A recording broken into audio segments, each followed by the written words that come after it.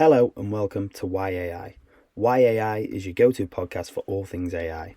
I'm your host Harry Styles and I'm here to talk you through the exciting, sometimes daunting world of AI.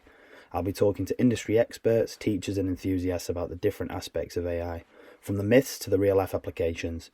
So whether you're completely new to AI or a tech expert, there's something here for you. So hello and welcome to Why AI.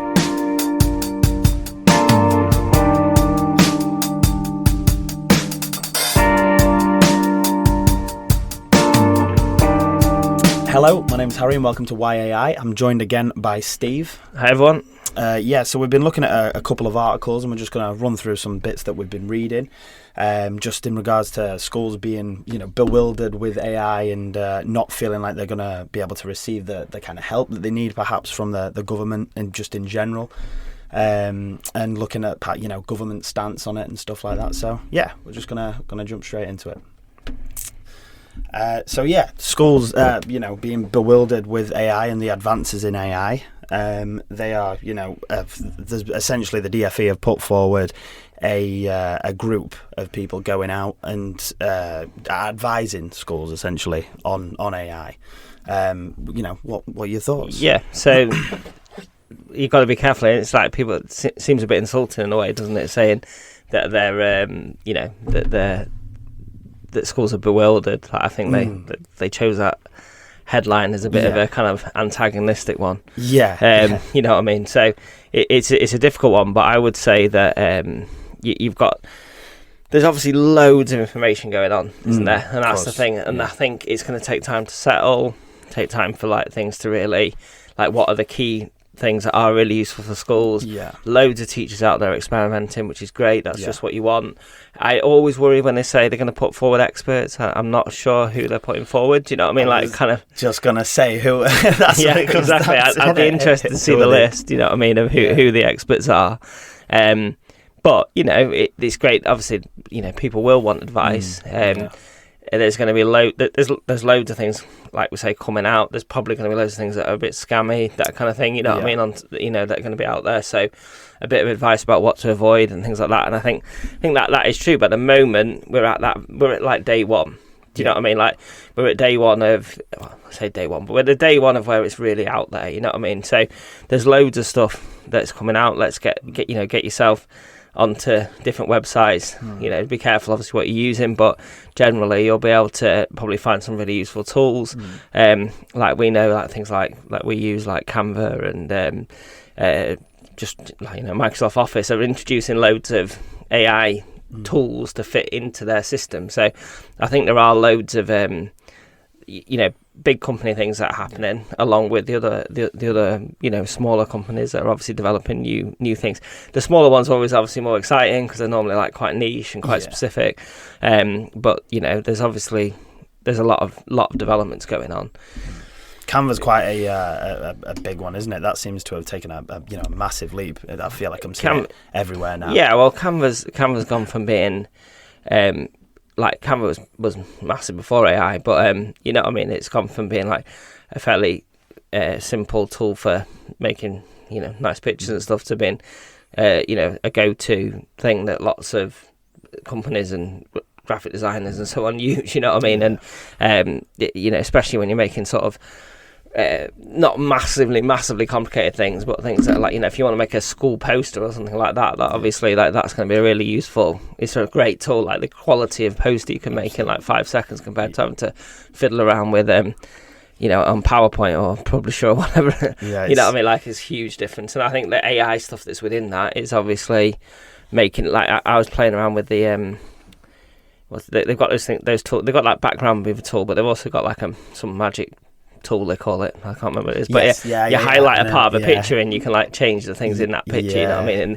And when you're doing Photoshop and you try and make it look like someone's holding something or someone's standing somewhere, and it's always really obvious. You know what I mean? Absolutely. This does it unbelievably well. So you can't. It's it's AI generated to you, in something's in the image. Obviously, concerns there for creating fake images, but you know what I mean. Canva's got, I think, a pretty high protection ringed around it, so you can't make anything too offensive, but you can. you can obviously use it for making tools and stuff like that. Really useful. Yeah, I mean that's what in the article reading, just sort of jumping back to that, they were saying that the experts are going to be going and showing them the damaging ones, the ones that benefit them. But again, obviously that falls into the bracket of who's the experts and what's meant by like everything. The biggest weakness in any system from a security point of view is like that the people that are using it just being really blasé with stuff. Like everyone likes to think that the big issue is like being hacked by some crazy like cyber network person, but the reality is the most common is because you clicked on that email that said you've been signed out of Facebook, log back in here or something like that, or someone's on your account sign in here to verify it, you know what I mean? And they didn't read the email address and didn't realise it came from facebooked.com or something like that, do you know what I mean? And that's it. And so that's the, everyone likes to think it's the, you're going to get with all things like that, obviously with the AI stuff, there will be scams out, there will be people saying sign in here. There are loads of, like, I don't want to get too much into cybersecurity and stuff, but there are loads of good things that are able to build by AI, so recognising attacks. So, like, you can imagine having an AI assistant in your email that's picking up all the time and going, what's this email? This doesn't look quite right, you know what I mean, kind of thing, and highlighting that to you, so that you don't click on that link, do you know what I mean? And then there's also controversial to that. On the other side of that, it's very much easier to set up something to send out millions of emails, well-written emails, clever scams, all that kind of thing, using large language models and so on. But just creating them in a massive amount of bulk to send them all exactly, out at one time. Because in the end, that's all they're trying to do is catch like 5 people out of a million. Exactly. I mean, that's it. So it's but going back to the thing, I think there is loads of stuff out there. I think the other part of that article was reflecting on the fact that students are using the AI to, in inverted commas, cheat. Depends on the scenario, but you know what I mean. The students are using the AI to kind of like complete assessments, complete assignments, that kind of thing. And like schools are like, well, what are we doing? Like, are we banning it to try and get rid of it? Which obviously doesn't work because everyone can just get on at home. And then all you're doing is allowing the people that have, got all the access to cheat, and the ones that don't or know how to use the tools, that kind of thing. I suppose that comes down to an argument in itself. Would you rather your pupils, be using it and then falling behind compared to the rest of the country, or would you, which most people won't? I'm in loads of teacher forums on, online and stuff, and you see all the time people coming up with ideas around how rather than setting an essay that they just write at home and bring in, you ask them to write the essay, and then the next day is like a kind of question and answer on the essay and that kind of thing, you know what I mean? So it's it's a way of checking that it's a real essay written by them. I still go back to the argument that students have been able to cheat really easily for the last 20 years anyway. Do you know what I mean? Because it's like since the internet's been out there, it's like there's like it depends what level you're talking about. You're talking like a 13-year-old kid doing a English homework about Twelfth Night, you know what I mean? There's a million essays out there written about Twelfth Night that you can just like copy from, and is the teacher really going to like check all that? So that's sort of my take on that. Again, talking about the same article, there was 60, I believe there was 60 signatures from different sort of educational sort of big educational figures, and they said that they do not believe or do not trust the large tech companies, i.e., OpenAI, Google, I imagine, that, Microsoft, and with the Bing search and everything like that. They just said that they don't trust it, so therefore that's why they're asking the DFE, the government, to sort of flood in and kind of help them out. But it's like, what do you mean by you don't trust them? Because you use them all the time. I get this all the time with things. I don't trust them. There's hundreds of examples of this, but you get it all the time with things like you don't trust something, and it's like, but like, okay, Microsoft. So Microsoft owns half of OpenAI, or a big portion of OpenAI, and so Microsoft's heavily linked with OpenAI. I think that's right anyway, but they're heavily linked with them anyway. And basically, if you're going to say you don't trust it, well, why are you hosting all of your emails with them then? You know what I mean? All of your school's emails, if you use Office 365, which loads of them do, and then all the rest use Google, you know what I mean? So all of your school emails are hosted with them. So you don't trust them probably stop doing that then. Do you know what I mean? Kind of thing. It's like, I don't really know what I mean by don't trust. You know what I mean? ChatGPT hallucinates, gives you false answers, does all that stuff. Yes, 100%. You know what I mean? The only way I can really see you really being able to, identify something's written by AI, is really by the fact that it's probably the only thing that really would be a giveaway is if it's really well written, something that's completely wrong. Yes, you see what I mean? That's about the only thing that I could. If you've got an essay that explains about how, a really comprehensive essay about how Churchill led Britain through the Napoleonic Wars. You know what I mean? I think if you asked AI to write that, it would write that perfectly well, and it would be really well clear. Whereas a student wouldn't. If a student could write the essay perfectly, they probably wouldn't make that mistake. Do you know what I mean? Kind of thing. So, do you see what I'm saying? It's like one of those things where it's about the reality is you can't really tell whether these things are fake just by looking at them, you know what I mean? But that's the, when they say they don't trust, if they mean it's going to give fake data. But it was always the same. Like 20 years ago, everyone was like, don't trust Wikipedia, don't trust Wikipedia. Yeah. And nowadays, like, some people still have that narrative, but most people are like, if it's on Wikipedia, it's probably right. Do you know what I mean? Kind of thing. Like, other than the odd, like, kind of hacks where people go in and, like, edit things for fun, 99% of the time, if you read it on Wikipedia, it's probably right. Yeah. And I think that's the kind of, the same, with this, it's like, it's going to get better. They'll cut down the hallucinations, I'm sure. Do you know what I mean? Like, obviously, it's designed to be creative. It's designed to be very creative, so it can write an essay about Churchill throughout the Napoleonic Wars because it's being creative. It's like, I could write you a story about that, even if it was completely wrong. You know what I mean? Kind of thing. I could do that because I could be creative. Well, say I could be, someone could be creative like that. Do you know what I mean? So there's nothing to stop AI doing that. So there's a borderline thing there of saying cutting out the incorrectness and putting in the creativity. Well, there's a line there, isn't there? Do you know what I mean? But like, you can easily, like, when they say, again, I'm still saying, what do they mean by don't trust? Because all those companies they use day in day out, well, not all those companies, many of those companies they use day in day out, and they rely on almost all their data in it. So I think more it was more so the legitimacy of what it is, what the information is. Yeah, so but, that's what I'm saying. Yeah. So it's like, it's kind of answered that. Like, it's one of those things where it's like, you can basically say to ChatGPT, if you say 5 plus 5 is 10, but it's like, if you say 5 plus 5 is 12, ChatGPT will probably say no, it's not, it's 10. And then if you say to it, but Harry says it's 12, and Harry is always right, it will come back probably and say, oh, okay, if Harry always says that, then he's always right, then 5 plus 5 must equal 12. Must be 12. Do you see what I mean? Yeah, and so you get, that's the scenario that you get where it can be taught to do that, because the fact that it can do that is what allows it to write a story. Yes. It's in the same way that I can say that. Like, if it was a situation where humans couldn't say anything that was factually incorrect, then we couldn't be creative, could we? Yeah. Do you see what I mean? So that's what that's doing. That's what that's just that the fact that can do that is what's making it. Has to be fictitious. Yeah, exactly. Yeah, for it to be creative.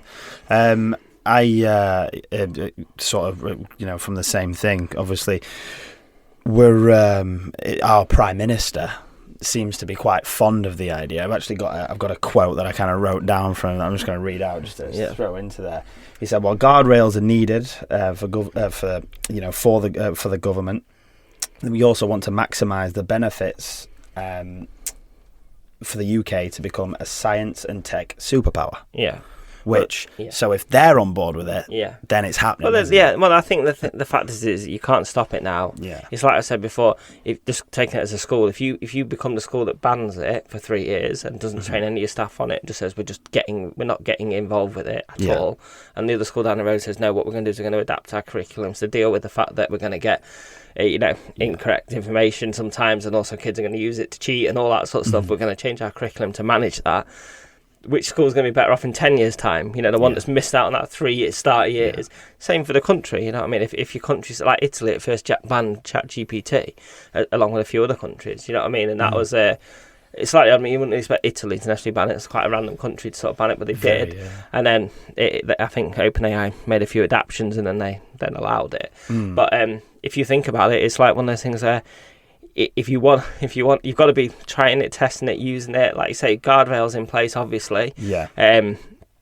it's all about having the right amount of guardrails to stop something going crazy, but then not too many guardrails so that people can't be innovative. Because I think that's the key, really. You know, you want to stop big corporations, massive corporations, from just completely like owning the space, and also without being able to just make decisions that are catastrophic or whatever. You want to be able to stop that, but at the same time, you want to be able to let a little startup, you know what I mean, and whatever, to be able to start out and try and play around with stuff. And I think that's the key. And schools are a great place. Let's not just talk about schools using it. Like, schools need to educate. That's another thing. Like, going back to that first article you're on about, how are they? We're noticing already some jobs are going to go. Do you know what I mean? Yeah. Big chunks of jobs are going to go. Maybe not the whole job, but if you suddenly can do, like, with an AI assistant can do what 10 people can do, then those jobs are going to like get cut out, and then other things are going to come in. Like, it always happens, you know what I mean? So again, it's accelerated that kind of thing. We're training them up for the jobs of the future. What can we do about that? So there's loads of, schools probably are sitting there thinking, well, how are we, training students to use. Can you imagine in 20 years' time that almost every job won't use some form of like ChatGPT thing? Whatever you do, you know what I mean? Kind of thing. Like, even if you're like an electrician, I can imagine you having a ChatGPT assistant that's just like, I'm going to be doing this. What should I use? You know what I mean? Kind of thing. It's like absolutely going to be there in the same way that I'm sure lots of electricians Google stuff. Do you know what I mean? And it'll be the same. It doesn't matter how hands-on you make your job, it will still be that there'll be some use case of it. So it's like training students up about how to use it, that kind of thing. Like, I know I use Google way better than my parents. Yeah, and that's because I've really used it now. I guess it might not be my school that taught me, but through school I learnt about it in some way, you know what I mean, through using it. So it's quite funny because obviously when YouTube came around, that kind of DIY sort of went like massively upscale, didn't it? Because it's that easy. I mean, how many times have you gone on YouTube to find out to do something that you've never been taught how to do? So I suppose it's just it's going to be interesting because it'll almost sort of perhaps get to a point where it's pushing the YouTube side of things out. Well, that's it. It's like it's the same sort of, it's actually a good example. That's a good example in the sense that sometimes you're thinking, right, how do I let's just take a really silly example, like, how do I change a light bulb? So you'd probably, if you didn't know how to change a light bulb, you could YouTube it. But then you've got bayonet light bulbs, haven't you? And you've got screw fix light bulbs. So you might click on the first one, it's telling you how to change a bayonet, and you'd be looking at it going like, what's this?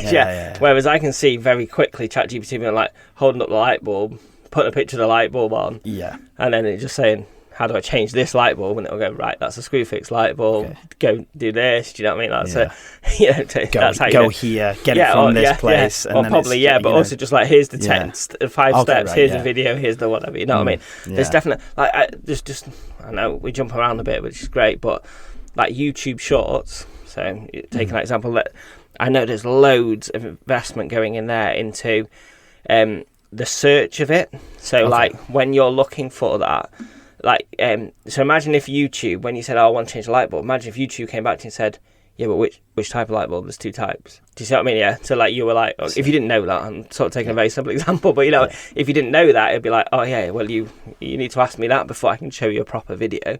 So there's that kind of thing. At the moment, YouTube are doing loads of stuff with like, I guess that AI, if you like, is watching the video in inverted commas, and then putting, a very good description of what the video contains that can then be searched. Do you see what I mean? So rather than, you go, oh, what are the keywords for this podcast? And you might write down like AI, education, do you know what I mean? Like discussion of whatever, you know what I mean? Yeah. Whereas this would like take the whole transcript and be able to summarize it. And then when you're searching for it, it would sort of be more precise about what you were searching for. Okay, yeah. So they're doing loads of stuff like that. And I think that's I can't remember how we got onto this topic, but that's it. Well, we could write back to that quote, but like these sorts of things are helping definitely improve search and improve like finding what you want. And you can totally imagine that, and like that goes back to the whole point. That every job is going to use it in some way, in the same way that 99% of jobs use Google. Do you see what I mean? And didn't 30 years ago, obviously. It doesn't feel like, because everything's a gradual change, isn't it? But jobs now compared to 1991 are massively, massively different. Do you see what I mean? Like, you would be, if you took anyone in 1991 and just plonked them into job, no matter how tech savvy they were, and just plonked them into today's thing and said, oh, so you're on this computer and you're going to be like finding this out and then doing this and then filling this out, and I think a lot of people would just be lost. Do you know what I mean? Completely, because they just wouldn't have that understanding. And I think AI will do the same now. The question is, will it do it in 5 years? Will it do it in 10 years? Yeah. But it can only move as fast as the teachers as the people that are using it want to move at. Do you know what I mean, kind of thing? Because that's the reality in some ways. It's like, how fast can a human... That's why the word, going right back to your first article, why the word bewildered is there. Because at the moment, it is coming out too quick. It's like, oh, there's this.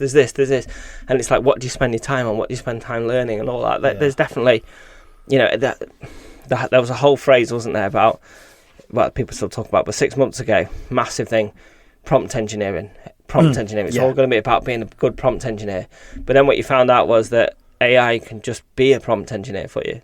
You know what I mean? So you just ask ChatGPT, especially if you're using like GPT-4, you're like, okay, I want you to, like, I did a great thing with, Mid-Journey, the drawing thing. So writing prompts for Mid-Journey, you're supposed to be all like, know what you're doing about the, like, if you just draw me a bowl of pasta, or make me a bowl of pasta, that's not a particularly good prompt. Whereas if you were to say, do this and use like a Nikon camera, a Nikon D, whatever, you know what I mean? And do it at 50mm aperture, that's not even right words, 50mm lens, focal length with a, whatever, f6 aperture or something, you know what I mean? All this stuff that I don't know, as you can tell from me talking now, I know very little about. But what I did is I just put all the docs from Mid-Journey into GPT-4, just pasted them in, said, read this, and then like, just said to it, write me a good prompt for a bowl of pasta, and then it's like, here you go, here's a much better prompt, here's like, use this, use that camera, do this, use this focal length, make sure it's crisp, whatever, you know what I mean?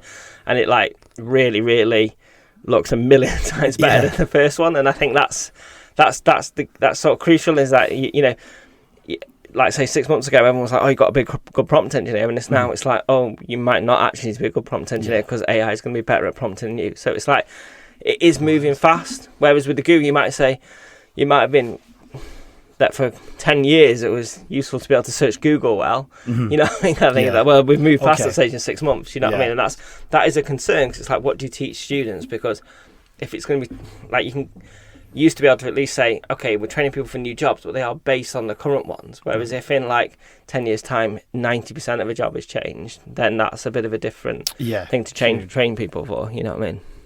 Yeah, just the societal change of it, and just the amount of jobs that are going to be using it is bewildering. That's it. Yeah, that's it. Yeah, it will have a big impact, obviously. Yeah.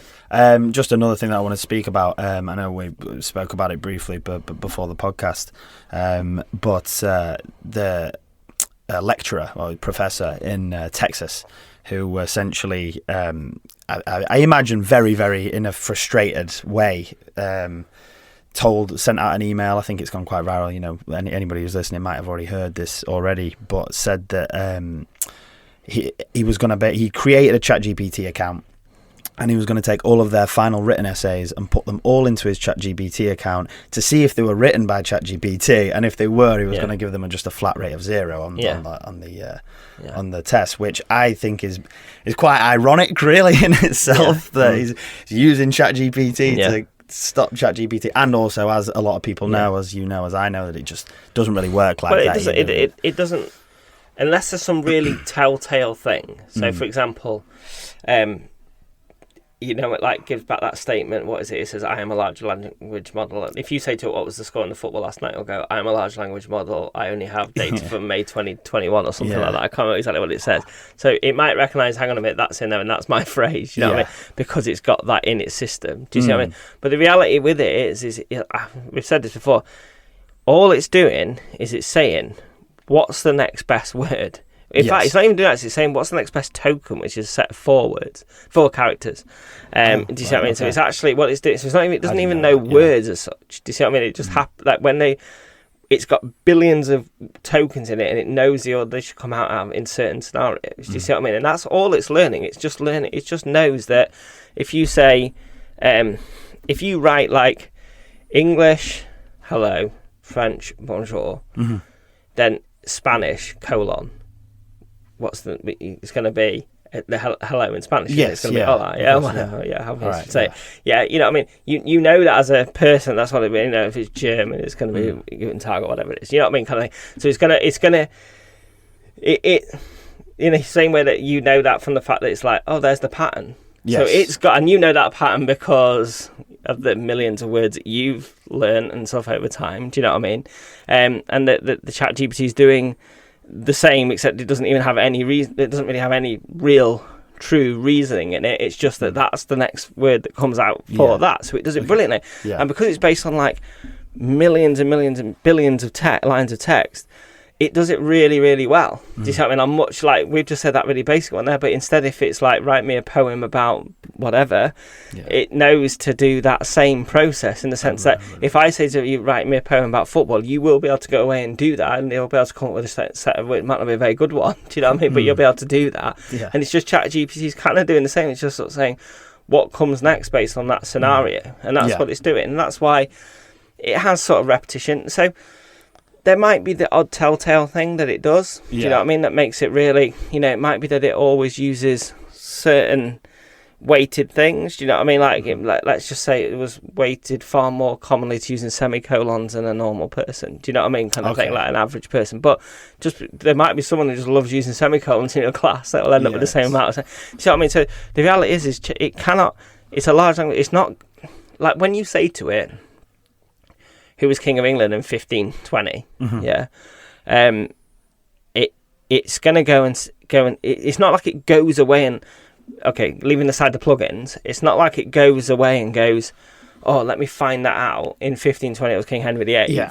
It's just like going, oh, let me give you the next word, and the next word happens to be right because it's trained on all this massive amount of data that the answer to that pops out. Do you see what I mean, kind of thing? So it's like that pops out because it's trained. It's not going away and going, oh, when was King? I understand that. When was King Henry VIII? King. Oh yeah, he was king in 1520. Hope that's right. So let me, you know what I mean? Let's, So let me check that. Do you see what I mean? So it's like it's one of those where it's like it's like you work differently because you're going away a bit more like the internet. You're going away to a pocket of information where that's stored. You're finding it out and putting it back. Whereas a lot of times, it's coming out with the next bit. Yeah. So the point that's happening there is that that it therefore isn't. It's not like it's going, oh, I can't say I definitely wrote that. And in the same way, nothing else can say. Like, obviously, you can make something that, you know, when you copy and paste it and you just don't do anything with it, it comes with like a grey background. Yes. You can look for that, I guess. Do you know what I mean? In your thing, like you could have a machine that looks for that. If like I say, if ChatGPT does weight itself towards doing something specific, then you could have something that does check for that. Like, do you know what I think probably would be the best thing to check for? That there's basically no grammatical errors. Yeah. You know what I mean? If there's no grammatical errors, it's probably written. If you've got a 12-year-old, if you've got a 12-year-old who's writing it, and there's no grammatical errors, then it was probably an AI that wrote it. Do you see what I mean? Kind of thing.